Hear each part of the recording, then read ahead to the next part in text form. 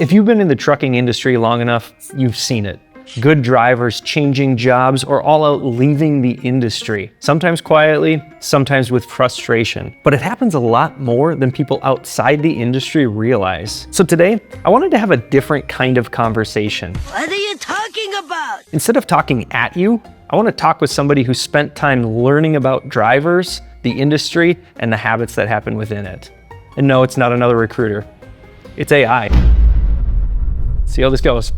Why do you think trucking has normalized turnover so much? I think it's really because the industry has kind of grown up around the idea that turnover is just normal. It's almost been baked into the business model over time, so carriers and companies just sort of accept it as part of how things are, even though it doesn't have to be that way. What is the real cost when a driver quits? The cost is pretty substantial. Every time a driver leaves, you're looking at thousands of dollars in recruiting, background checks, onboarding, and training a replacement. And that can run anywhere from a couple $1,000 up to $20,000, depending on the fleet and the role. But it's not just about money. There's a ripple effect. Dispatchers get stretched thin, freight gets delayed, morale goes down for the remaining drivers who have to pick up the slack, and the cycle just kind of keeps repeating. So from a business standpoint, turnover is a big drain, both financially and operationally, which is why it's so important to tackle. If it's so expensive, why do carriers accept it? Yeah, that's a really interesting angle. I think a lot of carriers just sort of see it as the cost of doing business. They've been dealing with it for so long that it feels like a problem they can't fully solve.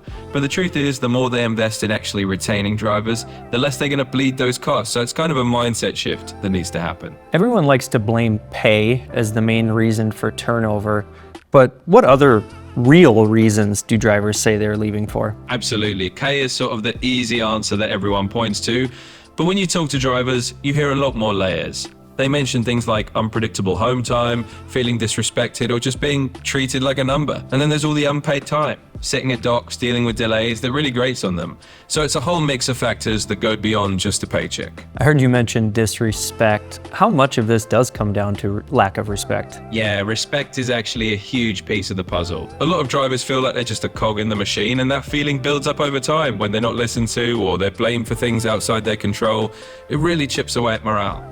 So honestly, feeling respected and treated like a professional can be just as important as any pay raise. It's one of those things that makes a huge difference in whether they stay or go. If you were a truck driver, what questions would you ask a recruiter before onboarding with that carrier? I'd say first, ask about turnover. Not just how many drivers they hire, but how many stick around. That gives you a sense of how they treat people. Then dig into how they handle home time. Don't settle for vague answers. Ask exactly how often you'll be home and what happens if dispatch misses the mark. Also ask how they pay for your time when you're not driving, like attending or layover pay, so you know you're covered if you're stuck waiting.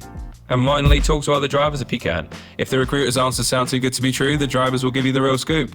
In short, be specific and don't be afraid to push for real details before you sign on. What other warning signs could they look for after recruiting, maybe during orientation, that would tell them that this carrier may have higher than average turnover? Yeah, definitely. Once you're in the door and going through orientation, there are a few subtle warning signs to keep an eye on. If the company's rushing you through orientation without really taking time to explain policies or answer your questions, that can be a red flag.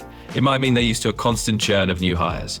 Also, if the equipment or trucks they show you during orientation seem poorly maintained or they downplay mechanical issues, that can signal that maintenance isn't a priority. Another sign is if the trainers or other drivers seem burned out, or if they talk about how often people leave. If there's a kind of resigned attitude about turnover, that's a clue that high turnover is the norm. And if the company is vague or avoids answering your questions about pay details, home time specifics, or support, that's another caution flag. Basically, trust your gut. If orientation feels rushed or you notice these little gaps, might mean the carrier isn't as solid as they claim. I'm gonna end with a really loaded question. If you could fix one thing in the trucking industry tomorrow, what would you fix? Oh, that is definitely a loaded question, but it's a fun one to think about. If I had to pick just one thing to fix in the trucking industry tomorrow, I'd say it would be making sure that all the time drivers spend waiting, whether it's at docks, in traffic, or dealing with delays, is fully compensated. Because if drivers knew that every minute of their time was valued, it would not only reduce a huge source of frustration, but also show them that their work is genuinely respected. And I think that single change would ripple out to improve a lot of other issues like turnover and morale. So yeah, if I could wave a magic wand, that's the one thing I'd fix. Well, it's been a nice conversation. talking to a computer, but you've done such a great job answering a lot of the questions I had for you so far. What direction would you point truck drivers in for more educational resources? Well, thanks. I'm glad the conversation's been helpful. For truck drivers looking for more educational resources, I'd definitely point them towards some of the reputable industry associations and online communities. There are also some solid online forums and YouTube channels dedicated to truckers that share tips, experiences, and advice. And hey, if they want to keep things entertaining and informative, they can always check out your Over the Road YouTube channel. There's a lot out there, and it's all about finding the resources that really speak to them. Well, you heard it there. Over the Road YouTube channel. That's probably where you're watching this right now. If you haven't already, give this video a like and subscribe to our channel. And for more great resources, visit drive4ats.com. We'll see you in the next one.